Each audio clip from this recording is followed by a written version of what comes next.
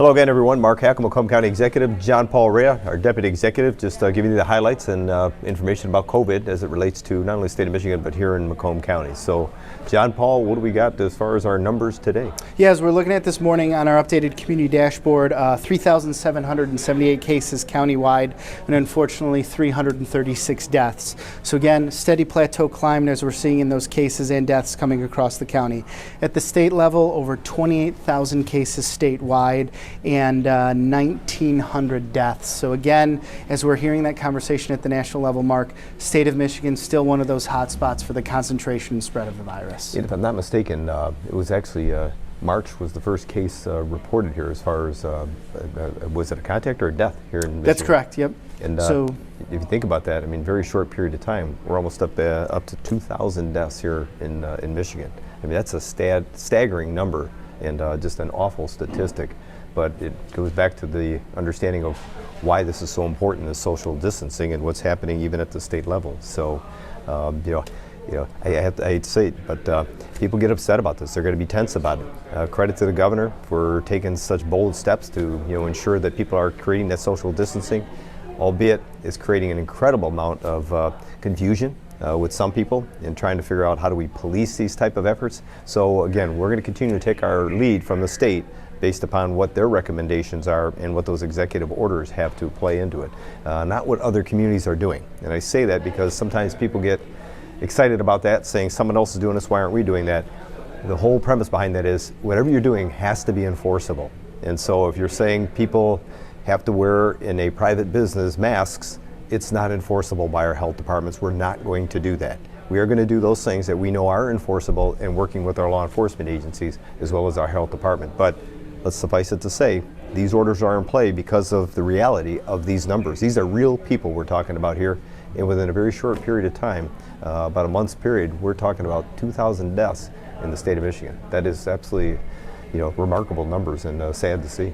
Mark, what we're really focused on here from our Emergency Operations Center is ensuring that we're working with the most reputable resources to get out to the public. So when a recommendation comes down from the CDC, we're going to get all that critical information out through macombgov.org. And as we're looking at the health orders that have been put in place by the state of Michigan, we've been coordinating with our health department and with our EOC to ensure those enforceable elements, but also still championing that personal responsibility. Those two elements with the personal responsibility and the social distancing in these difficult times are going to ensure we stop the spread of the virus, and we're going to be able to figure out what our society starts to look like as we begin to ease some of these restrictions, but still ensure that we're taking our own accountability with steps forward. Yeah, and I'm one of those that really believes in that personal responsibility, people taking it on, owning it. Unfortunately, there's some that just don't want to comply, and they may cause problems not only for themselves but for others. And let's face it, nobody likes to be told what to do. I mean, especially from government. But the reality is these numbers are real, and this is something that has to.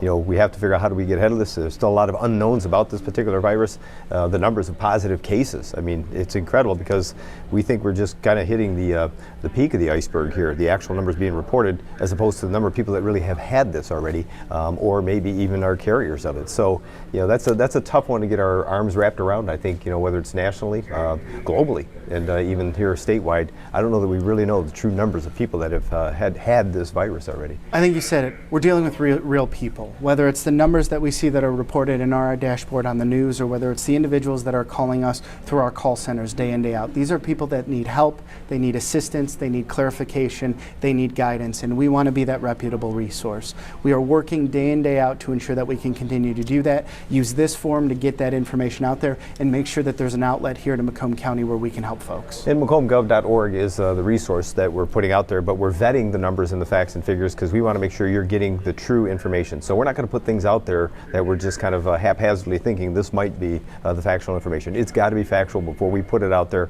And probably one of the new features we're going to be adding to this, because we've been asked about it, and we're starting to get those numbers and the information, is not only the positive cases by community, but the actual deaths by community as well. So we're going to be adding that feature probably within the next week or so. Look for it, and we'll try to update you when it actually goes live on macombgov.org.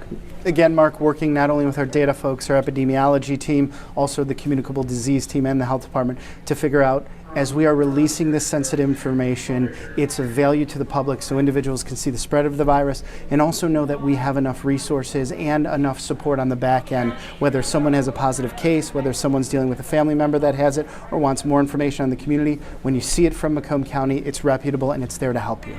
And more people are going to want to have tests done. They're going to want to check themselves out, make a determination. There are testing sites that are available. We mentioned before the 3 healthcare facilities, hospitals here in Macomb County provide that service to the public. You don't have to have some type of prescription from a doctor. You can go ahead and just pull up. They have tents outside. We know there's My Care in Centerline that's working on it. I just got a call today, as a matter of fact. There's a Rite Aid in Macomb Township that's going to go live on Monday with one of those minute clinics, I guess, if you will, where it's free. You can go in and get tested there as well. So we're going to see probably more facilities throughout the entire county, as well as throughout the region and state, being available for people that want to test, as to whether or not they actually think they may have this COVID-19 virus within them. So, we recommend that, and our health department is always recommending it. But again, we go back to the reality that if you feel like you're showing or see signs of those symptoms, you need to self-isolate immediately from not only your family members, but obviously work and everything else until you make that determination that you're clear of any signs or symptoms. Mark, at the onset of these conversations, we've talked about the whole notion of monitoring yourself. It's not only the temperatures, it's tracking the symptom, it's seeing other individuals that are in your home that you're engaging with on a day in, day out basis. How are you feeling? What are those symptoms? Are they similar to what's being reported by the CDC on the COVID side? And then ultimately, what are the greatest outlets for you? If you need a test, those test sites are available. Call your physician, get some information, see what it feels like specifically for you, and on this case-by-case basis, there are outlets out there, and as we're getting more information out there, people are getting a better understanding of how this may impact them. Yeah, and the whole idea about social distancing, wearing masks, I mean, we repeat ourselves, talk about it. You're starting to see more people become more engaged. You're finding different, people being very creative and in making masks because maybe they couldn't get themselves one through some type of purchase. Or obviously the ones that we get allotted to us for our healthcare providers or first responders, people are taking them upon themselves to figure out how do they make them themselves. In fact, we were just at Selfridge kind of getting an idea of what's going on with the Guard. They're helping out, not only continuing with the national defense and being overseas, but here even at home. They're out there. Over 700 of them are working, the TCF facility down in Detroit. They're here in Macomb County with, helping out with our food banks and our food resources. But we got to tour one of the facilities that they have here where they actually maintain a lot of the equipment for the pilots. And interesting enough, they do a lot of work, even with the sewing. Trying to make sure that the parachutes and everything are working properly. They're the backup behind those pilots. They're incredibly important. But they themselves were actually kind of re-engineered, I should say reverse engineered, some type of masks, and were making them for themselves out on the base. In fact, I have one here that they made up for me. I was very fortunate to have had them do that. I mean, it's kind of unique. The Red Devils fighter wing over there, it was kind of interesting when they made this and they hadn't handed one to me. I was kind of excited about it. I too am starting to wear it when I go different places. It's not required by law that people wear them. If there's some kind of a state mandate that does require that, then I guess everybody's got to. But it's interesting. I'm watching here, and you mentioned it earlier, that personal responsibility.